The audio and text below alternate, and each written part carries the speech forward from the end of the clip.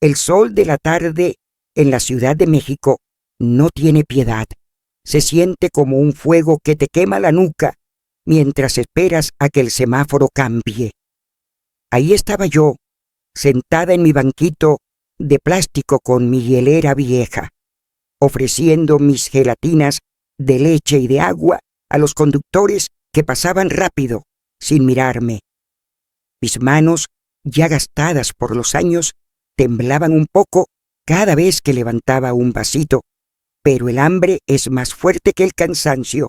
De pronto, un coche negro, de esos que brillan tanto que te lastiman los ojos, se estacionó justo frente a mí. El vidrio bajó lentamente y mi corazón dio un salto cuando vi el rostro de mi hijo, Mauricio. Se veía tan elegante con su traje de diseñador, pero sus ojos estaban llenos de una confusión que me dolió en el alma. Me miró de arriba abajo, vio mi delantal sucio, mi cara sudada y esa hielera que apenas se mantenía en pie.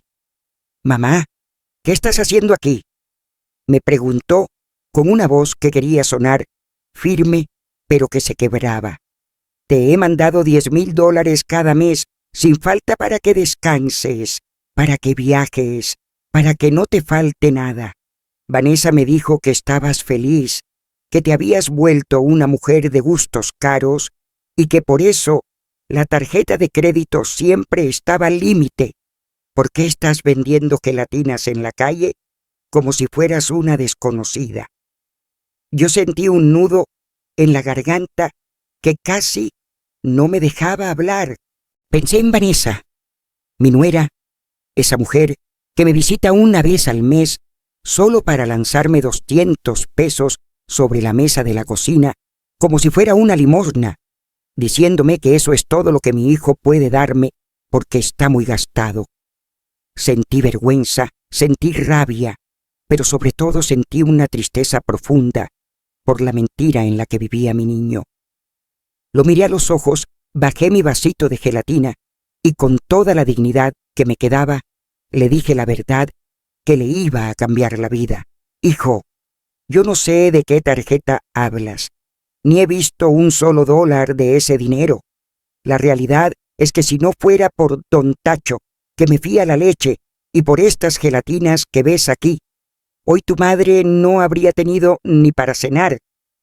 Ese silencio que siguió a mis palabras fue lo más doloroso que he sentido en años. Ver la cara de Mauricio transformarse, pasando de la sorpresa a una especie de negación absoluta, me rompió por dentro. Él no podía creer que su esposa, la mujer que él amaba, fuera capaz de algo así, pero mientras él asimilaba el golpe, mi mente regresó a cómo empezó todo este infierno, a cómo Vanessa fue tejiendo una telaraña alrededor de nosotros sin que nos diéramos cuenta. Todo comenzó hace 2 años, cuando ellos se casaron. Al principio, Vanessa llegaba a mi casita en la colonia con una sonrisa fingida, de esas que no te llegan a los ojos. Recuerdo perfectamente la primera vez que entró a mi sala. Se quedó parada en la puerta, apretando su bolso de marca contra el pecho, como si el aire de mi hogar fuera a manchar su ropa cara. Miraba mis muebles viejos, esos que con tanto sacrificio compré junto con mi difunto esposo, con una mezcla de lástima y asco. Ni siquiera quiso sentarse en el sillón. Dijo que tenía una alergia repentina, pero yo vi cómo sacaba un pañuelo desinfectante para tocar la mesa. Poco a poco, ella empezó a tomar el control. Primero fue el teléfono. Un día llegó, diciendo que mi aparato ya no servía, que ella me compraría uno moderno para estar comunicadas. Me quitó mi teléfono viejo, donde yo tenía los números de mis amigas de la iglesia y de mis primos, y me entregó uno nuevo que yo no sabía usar. Lo que yo no sabía era que ella filtraba cada llamada. Si mis amigas llamaban, ella contestaba diciendo que yo estaba descansando o que no quería hablar. Y cuando Mauricio me llamaba, ella siempre estaba ahí, parada junto a mí, mirándome con esos ojos fríos, haciéndome señas para que terminara pronto la conversación. Vanessa me decía constantemente que Mauricio estaba muy estresado, que su trabajo como arquitecto lo tenía al borde del colapso y que cualquier queja mía podría provocarle un infarto o arruinar su carrera. «Usted ya vivió su vida, doña Elena», me decía con esa voz dulce y venenosa. «Ahora deje que su hijo sea feliz y no lo moleste con sus pobrezas». Esa frase se me quedó grabada como un hierro caliente. Me hizo sentir que mi propia existencia era una carga para el ser que más amo en este mundo. Por eso empecé a mentir, por puro amor de madre. Cuando Mauricio me visitaba, apenas unos minutos, porque Vanessa siempre decía que tenían un compromiso urgente, él me preguntaba cómo estaba. Yo me tragaba mis lágrimas, me arreglaba el cabello y le decía que estaba de maravilla. Le decía que la comida que me traía Vanessa era deliciosa, aunque la realidad era que ella solo me dejaba sobras o latas de atún baratas. Le decía que los masajes y los doctores que ella supuestamente pagaba me estaban haciendo sentir muy joven, cuando la verdad es que me dolían los huesos de tanto lavar ropa ajena a escondidas para sacar unos pesos más. Vanessa me obligaba a fingir. Me decía que si yo decía la verdad, Mauricio se iba a sentir tan culpable que iba a dejar de trabajar y perdería todo su éxito. Y yo, como una tonta que solo quería ver a su hijo triunfar, me convertí en su cómplice.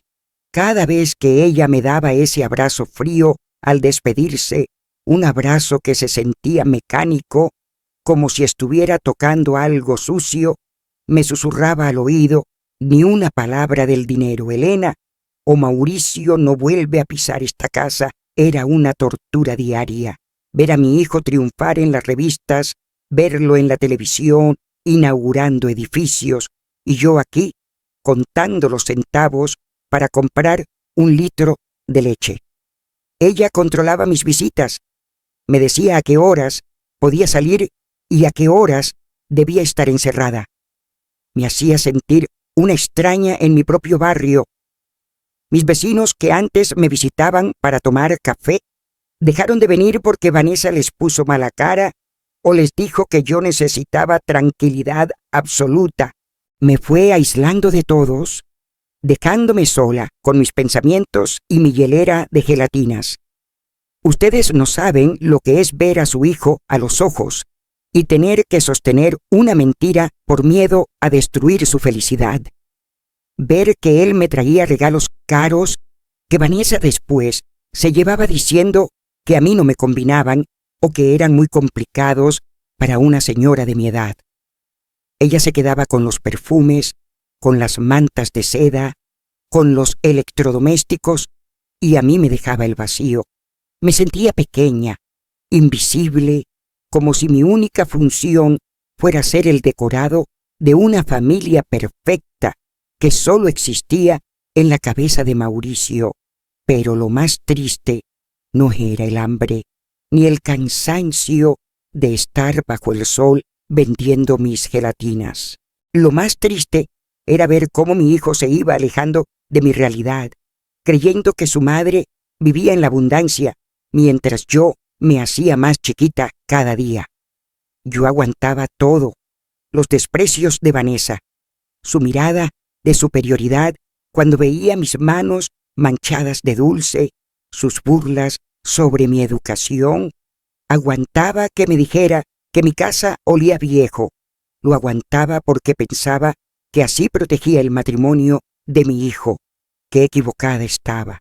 No estaba protegiendo nada, solo estaba alimentando a un monstruo que estaba devorando nuestra familia desde adentro. Y ahora, viendo la cara de Mauricio aquí en la calle, me doy cuenta de que el silencio es la mentira más peligrosa de todas. La peor parte de toda esta historia comenzó una noche de octubre, cuando la lluvia no dejaba de caer y el frío se colaba por las grietas de mi ventana. Yo ya me sentía mal. Tenía una tos seca que me sacudía todo el cuerpo y una fiebre que me hacía ver sombras en las paredes. Apenas podía respirar. Como pude, alcancé el teléfono para llamar a mi hijo. Pero como siempre, quien me contestó fue Vanessa. Con una voz fría y llena de fastidio, me dijo que Mauricio estaba en una junta importante con unos inversionistas extranjeros y que no podía molestarlo por un simple resfriado. Me puse tan mal que perdí el conocimiento. Fue don Tacho, mi vecino de toda la vida, quien se dio cuenta de que algo andaba mal porque no me vio salir a vender mis gelatinas en la mañana. Él llamó a una ambulancia y volvió a marcarle a Mauricio. Esta vez, Vanessa no pudo ocultarlo más, pero en lugar de ayudarme, comenzó su plan más cruel. Ella le dijo a Mauricio que no se preocupara, que ella misma se encargaría de todo y que me llevaría al hospital más caro de la ciudad, uno donde los cuartos parecen de hotel. Mi hijo, confiado, le hizo una transferencia de $5,000 en ese mismo instante para cubrir los gastos de ingreso y los mejores especialistas.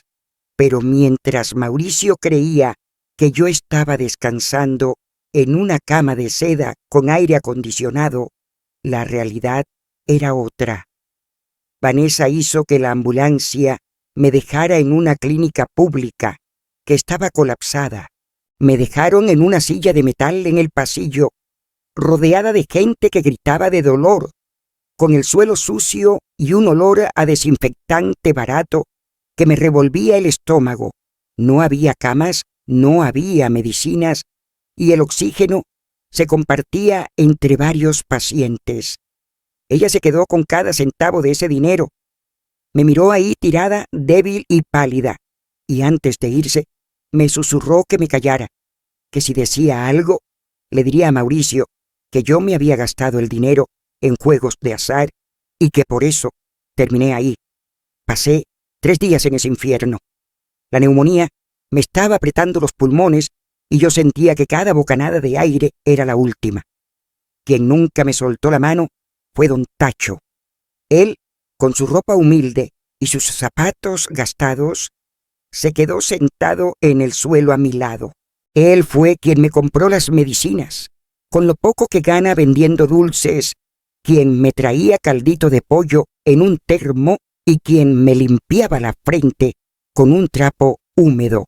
Don Tacho lloraba de verme así, sabiendo que yo tenía un hijo millonario y que estaba muriendo como si no tuviera a nadie en el mundo. Lo que más me duele es lo que pasó mientras yo luchaba por mi vida. Don Tacho me contó después, con mucha rabia, que Vanessa estuvo publicando fotos en sus redes sociales para que Mauricio las viera. Ella subía fotos de platos de comida gourmet y copas de vino, escribiendo cosas como cenando en familia y cuidando a la suegra. Ella ya está mucho mejor gracias a nuestras atenciones. Usaba fotos viejas de reuniones de hace años para fingir que estábamos todos juntos y felices. Mauricio, desde su oficina, le daba me gustas a las fotos y le escribía comentarios dándole las gracias por ser una esposa tan maravillosa y por cuidar tanto de su madre. Me sentía tan humillada.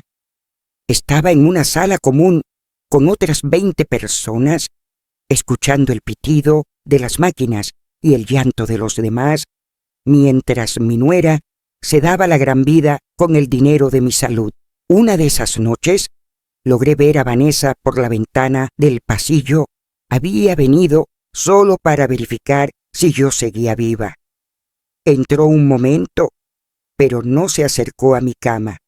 Se quedó lejos, tapándose la nariz con un pañuelo de seda, mirándome con un desprecio que me heló la sangre. Me dijo que si Mauricio preguntaba, yo tenía que decir que el hospital privado estaba lleno y que yo misma había pedido que me trajeran aquí para no gastar tanto que me hiciera la mártir. Es increíble cómo la ambición puede pudrir el alma de una persona. Yo veía a las enfermeras correr de un lado a otro, cansadas y sin recursos, haciendo lo que podían por mí, y pensaba en mi hijo. Me imaginaba a Mauricio trabajando duro para darme lo mejor, sintiéndose tranquilo porque creía que su madre estaba protegida, sin saber que su esposa me había tirado en un rincón como si fuera basura. Cada vez que cerraba los ojos, veía las fotos que don Tacho me describía, esas mentiras digitales que Vanessa fabricaba para mantener su teatro. Cuando finalmente me dieron el alta, estaba tan débil que no podía ni caminar. Vanessa llegó en su camioneta de lujo, me subió rápido para que nadie la viera en ese lugar y me llevó a mi casa. Antes de que Mauricio llegara a visitarme, ella se encargó de esconder todas las recetas de la clínica pública y de poner en mi mesa botellas de vitaminas de marcas caras que estaban vacías, solo para la foto. Me obligó a ponerme una bata de seda que ella traía y me dijo: «Sonríe, Elena, que tu hijo viene a verte y no queremos arruinarle el día, ¿verdad?» Ver a mi hijo entrar a mi habitación con un ramo de flores y lágrimas en los ojos, dándome las gracias por haberme recuperado, fue un puñal en mi pecho. Él me besó la frente y le dijo a Vanessa delante de mí que era un ángel, que no sabía qué habría hecho sin ella. Yo me quedé callada, mirando a don Tacho, que estaba parado en la puerta con los ojos llenos de impotencia. Me guardé el dolor, me guardé la verdad y me guardé la rabia, pero esa noche, mientras los veía irse en su coche lujoso, juré que esto no se iba a quedar así. El cuerpo se me había curado de la neumonía, pero el alma se me había llenado de una fuerza que no conocía. Ya no era solo por el dinero, era por mi vida que ella despreció tanto, y sabía que tarde o temprano ese teatro de redes sociales y cenas falsas se le iba a caer encima. Apenas me estaba recuperando de la enfermedad cuando el mundo se me vino encima de nuevo, pero esta vez de una manera que ni en mis peores pesadillas hubiera imaginado. Todo empezó con unos sobres amarillos que empezaron a llegar a mi puerta. Yo casi no sé leer bien las letras chiquitas de los bancos, pero veía mi nombre ahí, Elena Valdés, en letras grandes y negritas, junto a cantidades de dinero que me hacían dar vueltas a la cabeza. Eran préstamos, deudas de miles y miles de pesos, de tarjetas que yo nunca había tenido en mis manos. No entendía nada, hasta que un día Vanessa llegó a la casa con una actitud muy extraña. Entró sin tocar, como siempre, pero esta vez venía buscando algo desesperadamente entre mis papeles.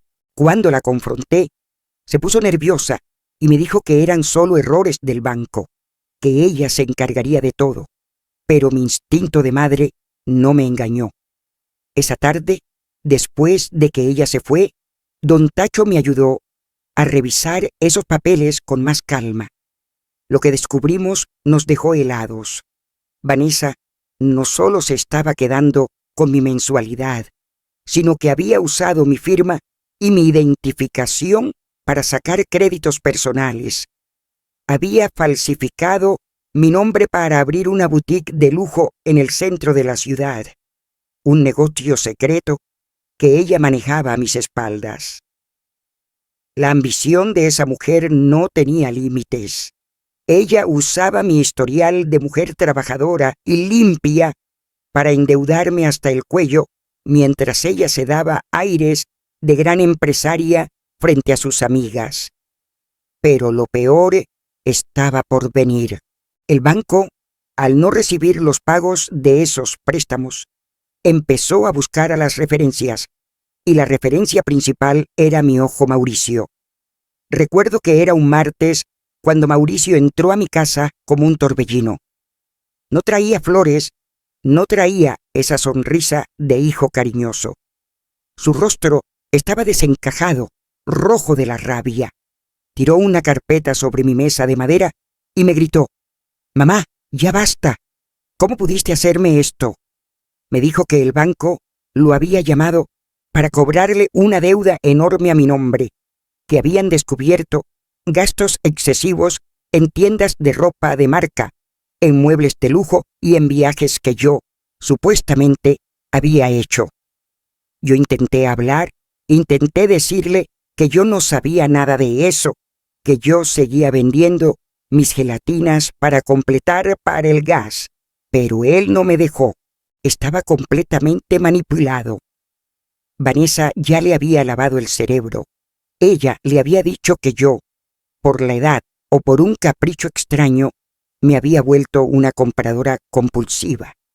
Le inventó que yo salía a escondidas a los centros comerciales a gastarme todo el dinero que él me mandaba, que tenía una adicción oculta a las cosas caras y que por eso siempre me estaba quejando de que no tenía dinero.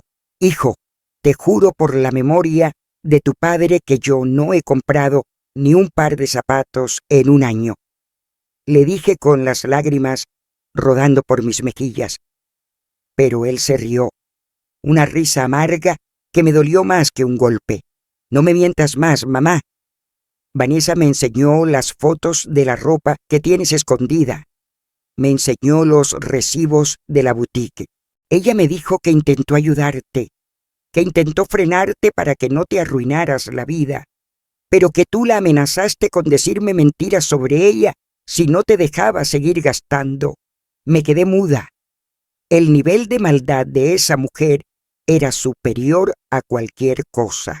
Ella misma había puesto ropa de su tienda en mi ropero un día que yo no estaba, solo para tomarlas como prueba y enseñárselas a Mauricio.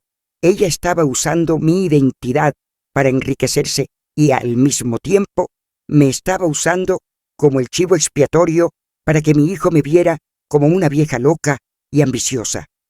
Mauricio caminaba de un lado a otro en mi pequeña sala, pateando el banquito donde pongo mi hielera. Decía que se sentía traicionado, que él se mataba trabajando para que yo me gastara todo en lujos que no necesitaba. Me gritó que era una malagradecida, y Vanessa, que llegó en ese momento fingiendo que venía a calmar las cosas, se puso detrás de él y me miró con una sonrisa de victoria mientras le acariciaba la espalda a mi hijo y le decía: «Ya ves, amor, te dije que tu mamá no está bien. Ella necesita que alguien controle su vida por completo antes de que nos deje en la calle a todos». Ese día perdí la voz, pero no la voluntad. Ver a mi propio hijo dudar de mi honestidad, verlo creer que yo era capaz de robarle para comprarme vestidos de seda, mientras él me veía con desprecio, fue el fondo de mi abismo. Me di cuenta de que Vanessa no solo quería mi dinero, quería mi nombre, mi reputación y el amor de mi hijo. Me quería dejar sin nada para que cuando ella decidiera dar el siguiente paso, no hubiera nadie que le creyera a la vieja loca de las gelatinas. Pero lo que ella no sabía es que una madre que ha sido humillada de esa manera ya no tiene miedo a nada. Me quedé ahí, viendo cómo se marchaban juntos, ella abrazándolo como si fuera su salvadora, y él llorando de decepción por una madre que nunca lo traicionó. Pero entre mis manos todavía apretaba uno de esos sobres amarillos que ellos olvidaron recoger. Una prueba que algún día, más pronto de lo que ellos pensaban, se convertiría en su sentencia. La maldad de Vanessa dio un giro todavía más oscuro cuando se dio cuenta de que yo no me iba a quedar callada. Como ella sabía que los sobres del banco seguían llegando y que yo estaba empezando a hacer preguntas, decidió que la mejor forma de anularme no era solo robándome el dinero, sino robándome la razón. Quería que mi propio hijo dejara de escucharme, que cada palabra que saliera de mi boca fuera tomada como el desvarío de una anciana que ya no sabe dónde está parada. Empezó de forma sutil, pero constante. Un día yo dejaba mis llaves sobre la mesa de la cocina y a los 5 minutos desaparecían. Las buscaba como loca por toda la casa y terminaba encontrándolas en lugares absurdos, como adentro del refrigerador o en el bote de la basura. Yo sabía que yo no las había puesto ahí, pero ella llegaba justo en ese momento, me miraba con una lástima fingida y suspiraba. «Ay, doña Elena, otra vez dejando las cosas donde no van», me decía con ese tono de voz que te hace sentir chiquita. Luego, cuando Mauricio venía a verme, ella le contaba frente a mí: «Amor, hoy encontré a tu mamá muy confundida. Guardó las llaves en la comida. Me preocupa que un día deje la estufa prendida». Poco a poco, la casa se convirtió en un laberinto de trampas. Vanessa venía cuando yo salía a misa y movía los muebles del lugar. Cambiaba los cuadros, escondía mis medicinas para la presión o movía las fotos de mi difunto esposo. Cuando yo regresaba, sentía que caminaba en una casa que no era la mía. La confusión me ganaba por un momento, y ese era el momento que ella aprovechaba para llamar a Mauricio por video y enseñarle cómo yo me quedaba parada en medio de la sala, tratando de entender qué había pasado. Veía a mi hijo a través de la pantalla y veía cómo su rostro se llenaba de una tristeza profunda, una mezcla de dolor y resignación. Él estaba empezando a creer que su madre se estaba apagando, pero el golpe final de este plan maestro fue cuando trajeron a ese hombre. Un sábado por la mañana, Mauricio llegó con Vanessa y un tipo de traje gris, con una libreta en la mano y una cara de profesional frío. Vanessa lo presentó como un especialista, un psicólogo de renombre que venía a hacerme una valoración para que todos estuviéramos tranquilos. Yo no quería, yo les grité que estaba perfectamente de mis facultades, pero Vanessa le dio una mirada rápida a Mauricio y él me tomó de las manos. «Por favor, mamá, hazlo por mí. Quiero saber que vas a estar bien», me dijo con los ojos llorosos. Por él, por el amor que le tengo, acepté sentarme en esa silla frente al verdugo. Esa escena fue una verdadera tortura. El psicólogo, que claramente estaba en la nómina de Vanessa, empezó a hacerme preguntas con trampas. Me preguntaba qué había desayunado el martes pasado o dónde estaba mi acta de nacimiento. Cuando yo tardaba un segundo en responder por los nervios, él anotaba algo rápidamente en su libreta y cruzaba una mirada cómplice con Vanessa. Yo trataba de explicar lo de las llaves en el refrigerador. Trataba de decirles que Vanessa entraba a mi casa a mover las cosas, pero en cuanto pronunciaba su nombre, el doctor me interrumpía con una voz condescendiente. «Señora Elena, es muy común que en estas etapas los pacientes busquen culpables externos para ocultar sus propios olvidos», me decía, mientras Vanessa fingía que se secaba una lágrima de dolor. Lo peor fue cuando el psicólogo cerró su libreta y miró a Mauricio directamente. «Señor Mauricio, lamento decirle que su madre presenta signos claros de un deterioro cognitivo progresivo. Hay indicios de paranoia y una desorientación espacial que sugiere el inicio de Alzheimer. Es peligroso que viva sola. Ya no distingue la realidad de sus fantasías». Escuchar eso fue como si me tiraran un balde de agua helada. Yo me levanté de la silla, temblando de rabia, y le grité que era un mentiroso, que ella le estaba pagando para decir eso. Pero mis gritos solo sirvieron para confirmar su diagnóstico. Vanessa abrazó a Mauricio y le susurró: «Ya ves, amor, la agresividad también es un síntoma. Te dije que estaba empeorando». Mauricio se cubrió la cara con las manos y empezó a llorar como un niño chiquito. No podía ni mirarme. Para él, en ese momento, su madre ya no era la mujer fuerte que lo crió, sino un estorbo que había perdido la memoria. Se fueron de la casa, dejándome ahí, destrozada, sintiendo que las paredes se me venían encima. Vanessa se dio la vuelta antes de salir y me lanzó una mirada de triunfo puro, una sonrisa de hiena que me decía que me había ganado la partida. Ella ya tenía el diagnóstico médico, ya tenía la duda sembrada en el corazón de mi hijo y ya tenía el camino libre para hacer conmigo lo que quisiera.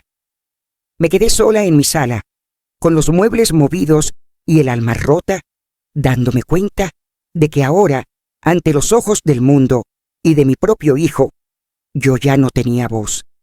Estaba legalmente condenada a la locura por la mujer que me estaba robando la vida. Pero mientras veía el lugar vacío donde estuvo ese doctor, me dije a mí misma que si querían jugar a que yo estaba loca, entonces tendrían que cuidarse, porque una loca no tiene nada que perder. Y yo estaba dispuesta a todo para recuperar mi verdad. La soledad en mi casa se sentía más pesada que nunca después de que me colgaron esa etiqueta de loca. Cada vez que Mauricio venía, me miraba con una lástima que me quemaba la sangre. Ya no me contaba sus problemas, ni me pedía consejos, me hablaba como si yo fuera una niña chiquita que no entiende nada. Pero mientras Vanessa celebraba su victoria y se paseaba por mi sala con aires de dueña, la ambición le empezó a jugar una mala pasada. Ella no se conformó con robarme a mí. Empezó a meterle la mano a la caja fuerte de la empresa de mi hijo, creyéndose intocable. Fue así como apareció el licenciado Arreola. Mauricio, preocupado porque las cuentas de su despacho de arquitectura no cuadraban y los números rojos aparecían donde no debían, contrató a este hombre, un auditor serio, de esos que no sonríen y que parece que te ven hasta el fondo del alma con solo mirarte. Arreola no era amigo de Vanessa, ni le importaban sus encantos. Él solo creía en los números, y los números no mienten, no tienen Alzheimer ni se confunden. Un jueves por la tarde, mientras yo estaba en el patio trasero acomodando mis botes de gelatina, escuché que alguien tocaba a la puerta. No era el toque brusco de Vanessa ni el paso pesado de Mauricio. Era un toque suave, rítmico. Cuando abrí, ahí estaba el licenciado Arreola. Se quitó el sombrero, me saludó con un respeto que ya nadie me tenía y me preguntó si podíamos hablar a solas. Me puse nerviosa. Pensé que venía a notificarme que me quitarían la casa, pero sus primeras palabras me detuvieron el corazón. Doña Elena, he estado revisando los libros contables de su hijo y he encontrado algo que usted necesita ver antes que nadie. Nos sentamos en la mesa de la cocina. Él sacó de su maletín unos papeles llenos de gráficas y columnas de números. Mi pulso se aceleró. Mire esto, me dijo señalando con un bolígrafo de plata. Hay una cuenta puente, una cuenta que no debería existir. Aquí es donde cae el dinero que Mauricio supuestamente le manda a usted. Pero mire el rastro. El dinero entra y en menos de una hora sale transferido a una cuenta personal a nombre de Vanessa Rodríguez. Pero eso no es todo. El licenciado Arreola bajó la voz y se inclinó hacia mí, asegurándose de que nadie estuviera escuchando por la ventana. Su nuera ha estado desviando fondos operativos de la constructora de Mauricio. Usa facturas falsas de proveedores que no existen y el dinero termina en la misma cuenta donde cae lo suyo. Es un fraude millonario, doña Elena. Y lo más grave es que ella ha estado usando su nombre, el suyo, para firmar algunos de estos movimientos, aprovechando que Mauricio le dio un poder legal por su supuesta condición de salud. Sentí que el aire me faltaba, pero esta vez no era por la neumonía, era por la rabia pura. Esa mujer no solo me quería dejar como una demente, quería que si algo salía mal, la culpa cayera sobre mis hombros cansados.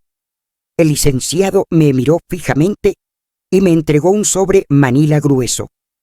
Aquí tiene copias de todo: las transferencias, los estados de cuenta originales y, lo más importante, las fotos de Vanessa saliendo de un apartamento de lujo que Mauricio no conoce, un lugar que ella paga con este dinero robado.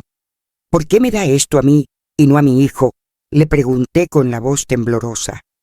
Arreola suspiró y me tomó de la mano con una calidez que me devolvió la dignidad. Porque si se lo doy a Mauricio ahora, ella lo va a manipular, le va a llorar y le va a decir que yo estoy equivocado. Pero si usted tiene las pruebas, si usted lo enfrenta cuando ella no se lo espere, el golpe será definitivo. Además, señora, me dolió ver cómo la trataban. Nadie merece que le roben la cordura por un puñado de billetes. Tener ese sobre en mis manos se sentía como tener una bomba de tiempo. El licenciado se despidió, diciéndome que él presentaría el informe oficial en unos días, pero que el arma ya era mía. Me quedé sola en la cocina, apretando los papeles contra mi pecho. Por primera vez en meses no sentí miedo. Miré el retrato de mi esposo y le prometí que nuestra casa y nuestro hijo volverían a estar a salvo. La tensión en los días siguientes fue insoportable. Vanessa venía y me hablaba con ese tono burlón, preguntándome si ya me había tomado mis medicinas para la memoria. Yo la miraba fijo, guardando el secreto bajo la lengua, sintiendo cómo el sobre manila, escondido debajo de mi colchón, me daba una fuerza nueva. Ella me decía: ya falta poco, Elena, pronto estarás en un lugar donde te cuiden bien y no tengas que preocuparte por nada. Y yo pensaba: sí, Vanessa, falta muy poco, pero el lugar donde te van a cuidar no tiene jardines, tiene barrotes. Cada vez que Mauricio me llamaba, yo tenía que hacer un esfuerzo sobrehumano para no soltarle todo. Lo escuchaba quejarse de que el trabajo estaba difícil, de que el dinero no rendía a pesar de sus esfuerzos, y me partía el alma saber que la mujer que dormía a su lado lo estaba desangrando. Pero el licenciado Arreola tenía razón. Necesitábamos el momento perfecto, el momento donde no hubiera escapatoria, donde su máscara de esposa perfecta se hiciera pedazos frente a todos. Yo ya no era la vieja loca de las gelatinas, ahora era la dueña de la verdad, y estaba esperando a que cayera la última gota para que el vaso se desbordara. La guerra silenciosa estaba por terminar, y por primera vez el enemigo no tenía idea de que yo ya había disparado el primer tiro. El día del aniversario de bodas de Mauricio y Vanessa llegó con un cielo gris, pero yo me sentía más lúcida que nunca. Vanessa había organizado una cena ostentosa en un restaurante de lujo, de esos donde tienes que reservar con meses de anticipación. Quería lucirse frente a los socios de mi hijo y sus amigas de la alta sociedad. Mauricio, por supuesto, me había dicho que mejor me quedara en casa, que tanta gente y tanto ruido podrían confundirme, pero yo le insistí con una firmeza que lo dejó callado. Le dije que era el aniversario de mi único hijo y que no me lo perdería por nada del mundo. Llegué al restaurante un poco después que ellos. Vanessa, cuando me vio entrar, casi se ahoga con su copa de vino. Llevaba un vestido rojo que costaba más que mi casa entera y unas joyas que brillaban con el dinero que me había robado. Me miró con una furia contenida, pero como estábamos rodeados de gente importante, tuvo que fingir una sonrisa. Pero su sonrisa se borró por completo cuando vio quién venía detrás de mí. Había invitado a don Tacho. Él iba vestido con su mejor guayabera, limpia y planchada, cargando un sobre grande bajo el brazo. ¿Qué hace este hombre aquí?, susurró Vanessa acercándose a nosotros, tratando de que los invitados no escucharan.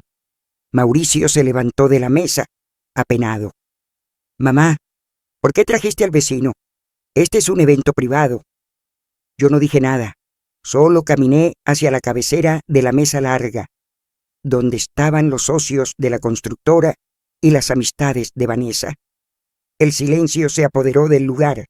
Los meseros se detuvieron y todas las miradas se clavaron en la vieja de las gelatinas y el vendedor de dulces. «Hijo, hoy es un día de celebrar la verdad», dije con una voz clara que resonó en todo el salón. Vanessa se puso pálida y trató de tomarme del brazo.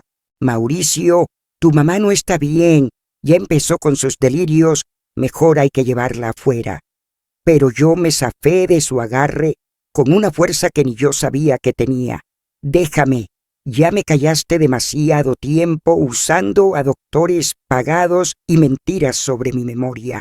En ese momento, don Tacho dio un paso al frente y puso sobre la mesa un fajo de fotografías. Eran las fotos que él me había tomado durante meses. Yo vendiendo gelatinas bajo el sol, yo sentada en la banqueta, comiendo un taco de sal, mientras Vanessa pasaba en su camioneta de lujo sin mirarme, yo llorando afuera de la clínica pública, mientras don Tacho me sostenía la mano. Los invitados empezaron a pasar las fotos, murmurando horrorizados. Mauricio las miraba y sus manos empezaron a temblar. No entendía nada. Me decía que Vanessa le enviaba fotos mías en spas y restaurantes caros. Pero eso no era todo. Saqué el sobre manila que me había dado el licenciado Arreola. Con un movimiento lento, como si estuviera repartiendo cartas de una baraja, fui poniendo los estados de cuenta bancarios sobre el mantel blanco justo frente a los ojos de mi hijo y de sus socios. «Aquí está el dinero de mi salud, Mauricio. Aquí están las transferencias a la cuenta secreta de tu esposa y aquí están los préstamos que esta mujer sacó a mi nombre para poner su boutique, mientras a ti te decía que yo era una compradora compulsiva». Vanessa gritó que todo era un montaje, que yo estaba loca y que don Tacho me estaba manipulando para sacarle dinero a Mauricio. Estaba fuera de sí, tirando su copa de vino, insultándome frente a todos. Pero el silencio de Mauricio era lo que más pesaba. Él estaba leyendo los documentos, viendo las firmas falsificadas, viendo cómo el dinero de su empresa se esfumaba hacia un apartamento que él no conocía. El licenciado Arreola, que también estaba entre los invitados por invitación mía, se levantó y confirmó: «Todo lo que dice la señora Elena es verdad, Mauricio. He verificado cada centavo. Vanessa te ha estado robando a ti y ha estado matando de hambre a tu madre». El clímax de la noche fue cuando Vanessa, viéndose acorralada y sin salida, dejó de fingir. Su cara de ángel se transformó en una máscara de odio puro. Se rió de forma histérica y gritó: «¿Y qué? Ese dinero me lo merezco por aguantar a esta vieja y tus horarios de trabajo. Me debes mucho más que eso». Mauricio se quedó helado. La mujer que él amaba acababa de confesar su desprecio y su robo frente a toda la gente que él respetaba. Yo me senté en una de las sillas de terciopelo, agotada pero liberada. Miré a Vanessa a los ojos y le dije: «Dijiste que yo no distinguía la realidad de mis fantasías. Pues la realidad es esta, Vanessa. Se te acabó el teatro». Los invitados empezaron a levantarse y a retirarse en un silencio sepulcral, dejando a la pareja en medio del desastre. Don Tacho me puso la mano en el hombro y yo supe que, aunque mi hijo tuviera el corazón roto, mi dignidad por fin estaba a salvo. La cena de aniversario que Vanessa planeó para presumir su éxito se había convertido en el funeral de todas sus mentiras. El restaurante, que antes rebosaba de elegancia y murmullos refinados, se hundió en un silencio de tumba. Vanessa, al verse expuesta frente a los socios de Mauricio y ante las pruebas irrefutables del licenciado Arreola, cambió su táctica en un segundo. Sus ojos, que hace un momento destellaban odio, se llenaron de lágrimas falsas. Se desplomó de rodillas sobre la alfombra cara, tratando de abrazar las piernas de mi hijo. «Mauricio, por favor, perdóname», gritaba entre sollozos fingidos. «Lo hice por nosotros. Tenía miedo de que nos faltara algo. Esa vieja me presionaba. Ella me pedía dinero todo el tiempo y yo no sabía cómo decirte que no. Era increíble verla intentar victimizarse, culpándome a mí incluso con las pruebas del robo en la mesa. Pero Mauricio ya no era el hombre ciego de hace una hora. La apartó de un empujón, con un asco que se le notaba en cada fibra del cuerpo. «No me toques, Vanessa», le dijo con una voz que salía desde lo más profundo de su pecho. «Me dejaste ver a mi madre con lástima. Me hiciste creer que estaba loca mientras tú te comprabas el mundo con su comida». En ese momento, las puertas del salón se abrieron y entraron 2 oficiales de la policía junto con el licenciado Arreola. No venían por el dinero de mis gelatinas, venían por el fraude masivo a la constructora. El licenciado dio un paso al frente y puso otro fajo de papeles sobre la mesa, documentos que acababa de recibir esa misma tarde. «Pero esto no es todo, Mauricio», dijo el auditor con una seriedad que helaba la sangre. «No solo te robó para su boutique. Aquí están los registros de una cuenta en las Islas Caimán a nombre de Vanessa y de un hombre llamado Julián Esteves». «¿Quién es Julián?», preguntó Mauricio, con el rostro pálido. Vanessa se quedó muda. Su llanto desapareció de golpe y su cara se puso rígida, como de piedra. El licenciado Arreola continuó. «Es el hombre con el que ella planeaba irse el mes que viene. Han estado desviando capital de tu empresa para comprar una propiedad en el extranjero. Vanessa no solo te quitó el dinero, Mauricio, te estaba usando como una cuenta de ahorros mientras preparaba su fuga con su verdadero amante». El grito que soltó Mauricio fue de un dolor animal. Ver a su esposa ser arrestada no era lo que más le dolía. Lo que lo estaba matando por dentro era mirar las fotos de don Tacho y darse cuenta de la realidad. Se acercó a mí, tambaleándose, y me tomó las manos. Sus dedos estaban helados. «Mamá, ¿es cierto que don Tacho te compraba las medicinas?», me preguntó con los ojos fijos en los míos. «¿Es cierto que comías gracias a la iglesia mientras yo pagaba cenas de $1000 para esta mujer?» Yo no pude mentirle más. «Sí, hijo», le respondí con el corazón en la mano. Hubo noches en las que el frío no me dejaba dormir y no tenía para el gas.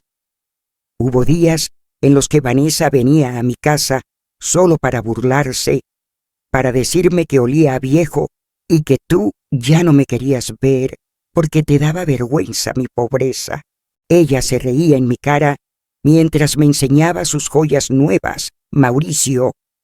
Se burlaba de mis gelatinas y me decía que era lo único que una vieja como yo merecía tener. Mauricio se cabrió la cara y se quebró por completo. Se dio cuenta de que mientras él le regalaba camionetas a Vanessa, su propia madre, la mujer que lavó ropa ajena para que él fuera arquitecto, estaba haciendo fila en la parroquia por 1 kilo de arroz. Recordó cada vez que Vanessa lo convenció de no visitarme, cada vez que ella le dijo que yo estaba confundida para que él no escuchara mi verdad. La culpa lo golpeó con tanta fuerza que tuvo que sostenerse de la mesa para no caer. Los policías le pusieron las esposas a Vanessa. Ella, al verse perdida, ya no lloró más. Se levantó con una arrogancia cínica, se sacudió el vestido y me miró con un desprecio absoluto. «Disfruta tus últimos años, vieja estúpida», me gritó mientras se la llevaban. «Al menos yo viví como reina con tu dinero». Mauricio quiso irse encima de ella, pero don Tacho lo detuvo. «No vale la pena, hijo. Deja que la justicia se encargue», le dijo mi vecino, con esa sabiduría de hombre pobre pero honrado. Me quedé ahí, viendo cómo se llevaban a la mujer que casi destruye mi vida. El restaurante estaba vacío, las luces parecían demasiado brillantes y mi hijo estaba destrozado a mis pies. No había triunfo en mi corazón, solo un alivio inmenso. Mauricio se arrodilló frente a mi silla y escondió su cara en mi regazo, llorando como cuando tenía 5 años. «Perdóname, mamá. Por favor, perdóname por ser tan ciego», me decía una y otra vez. Yo solo le acaricié la cabeza, sintiendo que por fin, después de tantos meses de pesadilla, la verdad había limpiado nuestra casa. El imperio de mentiras de Vanessa se había derrumbado, pero el precio había sido ver a mi hijo perder su inocencia de la forma más cruel imaginable. Después de que se llevaron a Vanessa y el escándalo en el restaurante se apagó, Mauricio entró en una especie de desesperación por tratar de borrar el pasado. Al día siguiente, llegó a mi casita con 3 camionetas llenas de muebles nuevos, electrodomésticos de esos que brillan y cajas de ropa de las tiendas más caras de la ciudad. Quería tirar mis sillones viejos, cambiar mi estufa que todavía funciona y hasta me trajo una televisión que ocupa media pared. «Mamá, no quiero que vuelvas a ver esa hielera de gelatinas nunca más», me decía mientras caminaba de un lado a otro, ordenándole a unos trabajadores dónde poner las cosas. «Te voy a poner enfermeras las 24 horas y vamos a contratar a un chofer para que te lleve a donde quieras». Yo me quedé parada en la puerta de mi cocina, mirando todo ese alboroto con una tristeza que él no entendía. Mauricio pensaba que con dinero podía tapar los agujeros que Vanessa le había hecho a mi alma. Pensaba que comprándome una cama de lujo podía hacerme olvidar las noches que pasé temblando de frío en el hospital público. Cuando intentó quitar el retrato de su padre para poner una pintura moderna que traía, le puse la mano en el brazo y le dije con mucha calma: «Alto ahí, hijo, detén todo esto ahora mismo». Él me miró sorprendido, con un fajo de billetes en la mano que quería dejarme sobre la mesa. «Pero mamá, mereces vivir como una reina. Quiero darte todo lo que esa mujer te robó y más», me dijo casi suplicando. Yo suspiré y lo invité a sentarse en mi mesa de madera, la misma de siempre, la que Vanessa decía que olía a viejo. «Hijo», le dije mirándolo a los ojos, «tú todavía no entiendes lo que pasó aquí. El dinero que ella me robó me dolió, sí, porque pasé hambre y miedo. Pero lo que estuvo a punto de matarme no fue la falta de pesos, fue la falta de ti». Le expliqué que durante esos 8 meses de infierno yo no soñaba con joyas ni con vestidos de seda. Yo soñaba con que mi hijo se sentara conmigo a tomar un café sin mirar el reloj. Soñaba con que me llamaras para preguntarme cómo me sentía, no para decirme que Vanessa ya te había contado todo. Mauricio bajó la cabeza, avergonzado. «Mira, hijo, las cosas materiales son como el humo. Hoy están y mañana no.